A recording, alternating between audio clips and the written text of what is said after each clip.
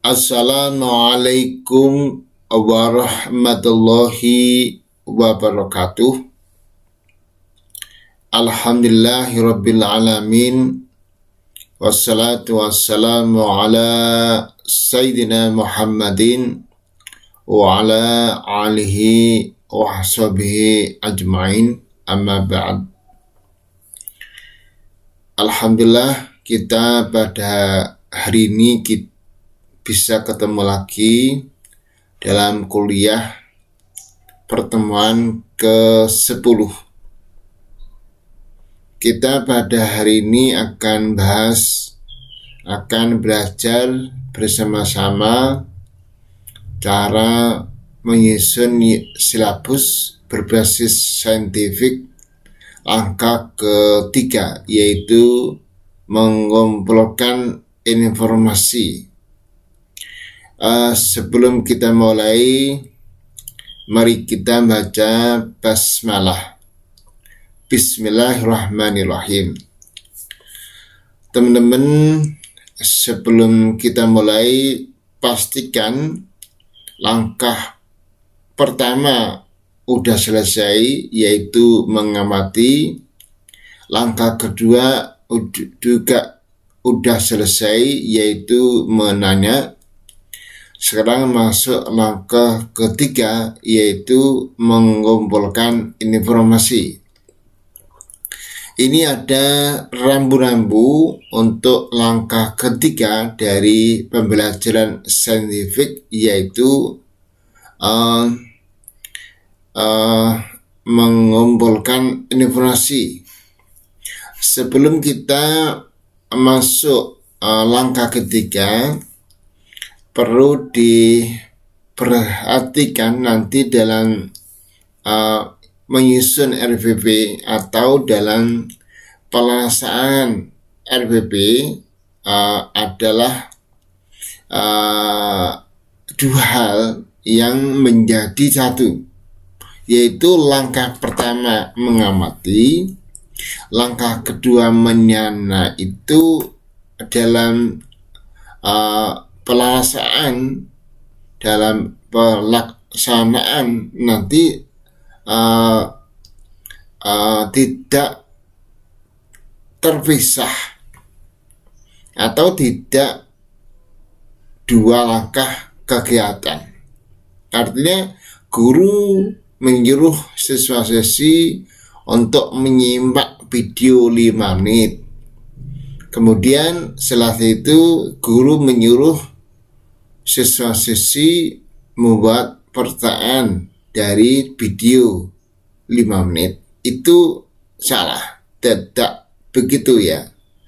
Yang benar adalah nanti kalau di dalam silabus rinci ya terpisah. Kalau dalam LPP terpisah. Kalau dalam action nanti di lekas waktunya cari itu hanya satu komando. Nah, ini satu komando. Untuk itu guru harus menyiapkan LKPD, yaitu lembar kerja peserta didik, yang isinya adalah petunjuk dan kolom hasil kerja mandiri. Ini akan kita bahas nanti dalam mata kuliah RPP. Kolom itu terdiri dari kolom nomor, kolom judul video yang disimak, kolom perumusan pertanyaan dari video yang disimak. Nah, contoh nih, satu langkah, satu komando, simak video ini dan buat 2 pertanyaan dari video tersebut. Ini adalah contoh satu komando. Jadi itu waktunya 10 menit. Anak-anak simak video ini dan buat 2 pertanyaan dari video tersebut. Jadi satu komando ya. Ini dalam S-nya di kelas nanti. Nah, kita lanjut rambu-rambu untuk kegiatan ketiga dari pembelajaran saintifik, yaitu mengumpulkan informasi. Ini kita bahas pada pertemuan ke-10. Pertama, kegiatan ketiga yaitu mengumpulkan informasi dilakukan oleh siswa secara berkelompok. Kita masih ingat bahwa kegiatan mengamati secara mandiri, kegiatan menyanyi secara mandiri, kegiatan mengumpulkan informasi itu tidak boleh secara mandiri, tapi secara kelompok. Ya, ini masuk ke kategori direct teaching. Yang dua, rambu-rambunya adalah guru membagi siswa-siswi menjadi beberapa kelompok sesuai dengan hasil pemetaan pertanyaan siswa-siswi. Ini adalah masuk kegiatan direct teaching. Ketiga, rambu-rambunya adalah masing-masing kelompok itu menunjuk siapa yang akan menjadi ketua kelompok. Ini adalah termasuk direct teaching.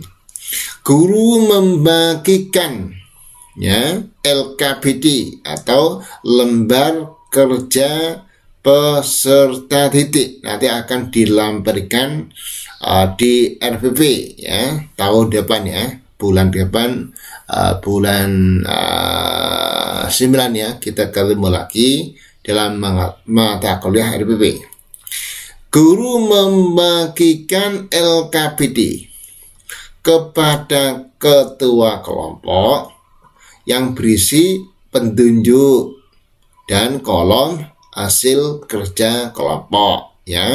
Ada kolom nomor, ada kolom nama kelompok, ada kolom tugas kelompok apa, terus ada kolom hasil kerja kelompok sesuai dengan pertanyaan yang udah dipetakan oleh guru ya. Nah, ini adalah rambu-rambu keempat Terusnya rambu-rambu kelima 1, 2, 3, 4, 5. Ketua kelompok memimpin diskusi kelompok atau memimpin diskusi kelompok untuk mengumpulkan informasi atau untuk mencari jawaban pertanyaan yang dibagikan. Sumber informasi bisa didapat dari buku siswa atau buku yang ada di perpustakaan atau dari media teknologi informasi atau dari media teknologi komunikasi, atau ini kategori direct teaching ya. Yang rambu-rambu berikutnya adalah guru mengamati sikap kerjasama, karena ini adalah kelompok, atau sikap gotong royong siswa dalam mengerjakan tugas kelompok. Ini adalah kategori indirect teaching karena masuk ke KI 2 ya, aspek sosial. Nah, yang berikutnya rambunya adalah muatan. Ada muatan pembelajaran setiap langkah. Nah, untuk langkah ketiga adalah mengumpulkan informasi, itu ada muatannya. Apa? PPK ada, kerjasama atau gotong. Yang GS ada, jadi mulai realisasi dini, realisasi dasar, ada literasi, purpose, ada teknologi, ada media, ada visual, ini ada semua. IT ada karena ini adalah era revolusi industri 4.0. Yang pasti ada, jadi ada kolaborasi. Ada yang terakhir adalah harus pakai strategi uplearning, ya. Gunakan 101 strategi uplearning berbasis kelompok untuk membantu menarasikan kegiatan pembelajaran. Ini adalah rambu-rambu nih ya. Sekarang contoh ya, ada contohnya, kita buat contoh ya, ini contoh ya.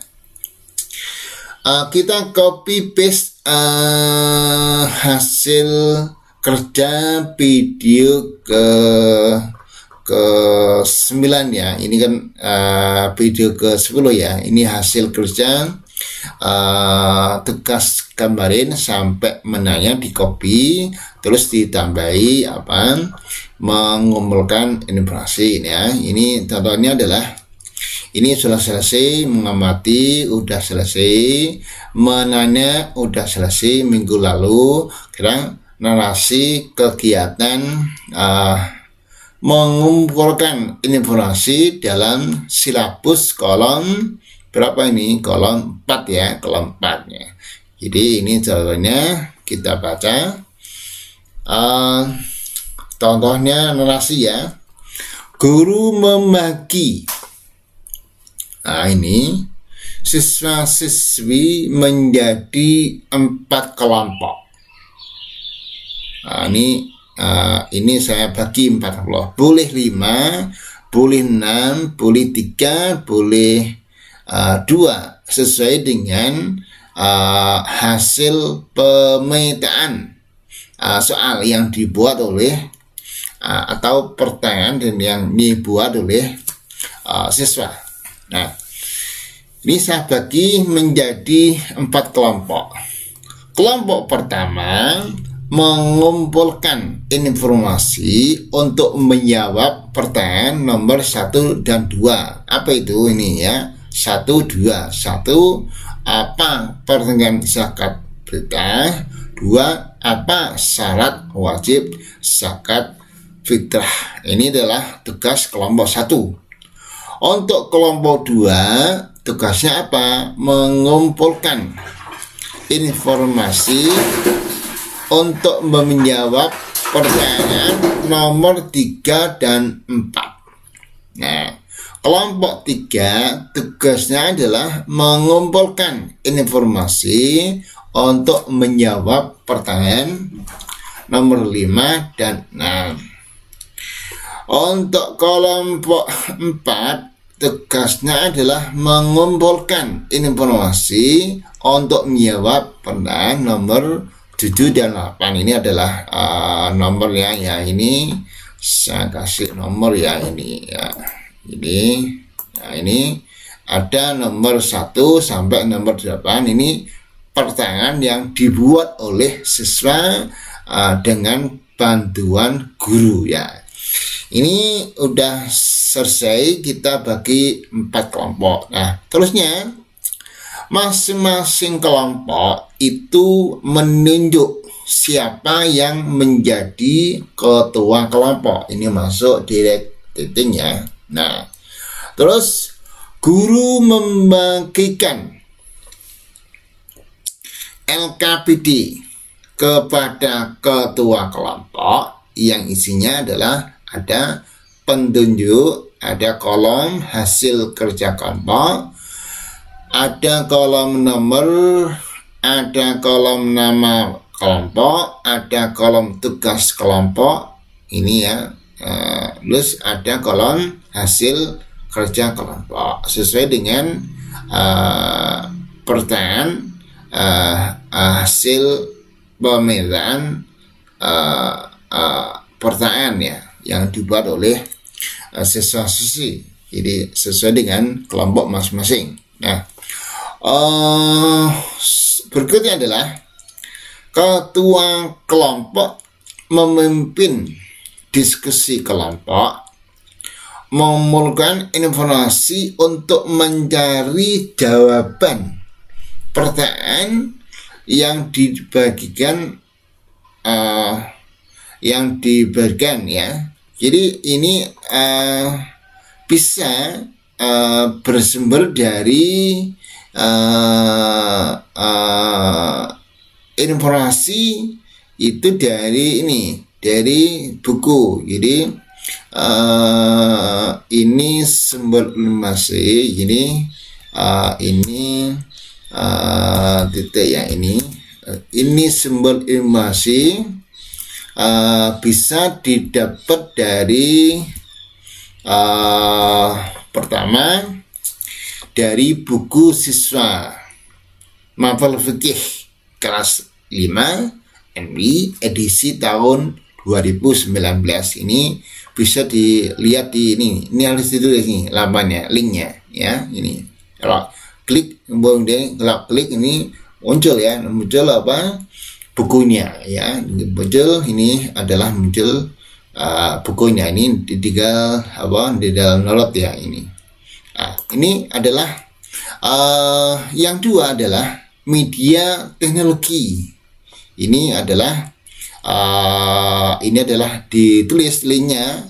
Jadi ini catatan di link, maka muncul ini ya. Assalamualaikum Sobat Yufid. Sekarang ribuan video Islam di harddisk ini boleh Anda miliki. Mau hubungi kami sekarang ya.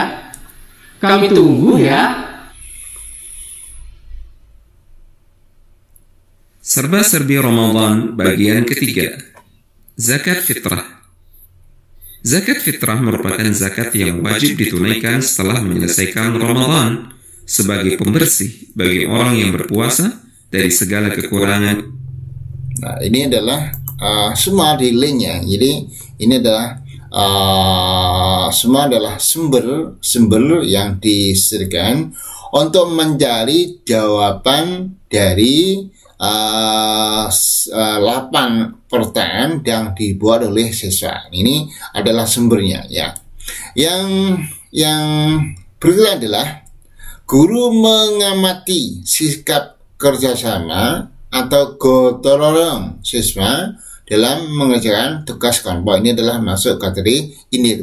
Nah, muatan pembelajaran nanti untuk dituangkan dalam form RPP ya.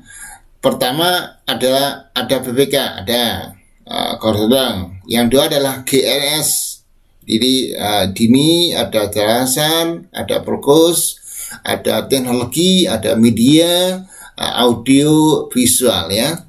Yang ITG ada teknologi informasi, ada teknologi komunikasi ya. Ini boleh milih satu ya. Ini media informasi. Kalau komunikasi baik HP, baik telepon ya. Ini bisa digabungkan, bisa tiga, milih satu atau dua-duanya. Pasti ada kolaborasi. Jadi ini yang setelahnya ini adalah ada information set dengan grup session. Ini adalah muatan pembelajaran di langkah ketiga, yaitu mengumpulkan informasi. Nah, ini mudah-mudahan ini udah selesai. Kita ketemu lagi mingguan langkah keempat ya. Ini adalah mengasosiasi. Ini pertemuan minggu depan. Nah, ini saya pikir itu cukup hari ini kita selesai. Teman-teman, saya beri waktu 1 minggu untuk menarasikan ya, untuk menarasikan kegiatan saintifik langkah ketiga, yaitu mengumpulkan informasi ini ya. Ini harus disegerakan. Langkah-langkah ini harus dibuat. Masing-masing itu berbeda. Ini adalah tugas individu ya. Bisa.